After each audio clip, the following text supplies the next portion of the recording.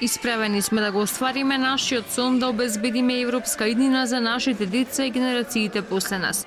НАТО и Европската Унија не поврзуваат сите, затоа оваа аспирација конечно имаме шанса да ја зграбчиме и бидеме горди оти сме успеале, вели премиерот Зоран Заев во обраќањето на граѓанскиот марш од Скопје. Прифативме додавање на зборчето Северна во нашето уставно име. И сите знаат дека тоа е факт. И сите знаат дека тоа е правично. Од историска Македонија ние сме северниот горниот дел. Учевме дека има Егејска и Пиринска Македонија. И сега што? Ќе го нападнеме Солун?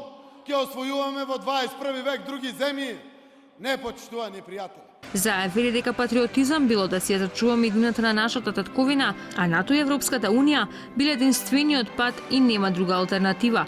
Ги уверува граѓаните дека нашите идентитет и јазик биле заштитени и зајакнати. Се обрати и собранискиот спикер Талат Џафери, која искористи можноста да ги повика граѓаните на 30 септември да гласале за на референдумот, бидејќи тоа било гаранција за едината на следните генерации, но и зголемување на безбедноста со интеграцијата во евроатлантските организации.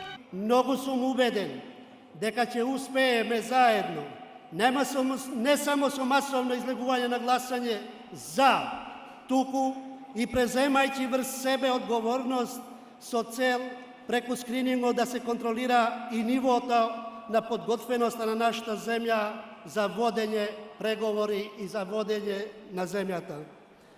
Компромисот со Грција и членството во Европска Унија и НАТО ја детерминира државноста на Македонија, меѓутоа и идентитетот на македонците.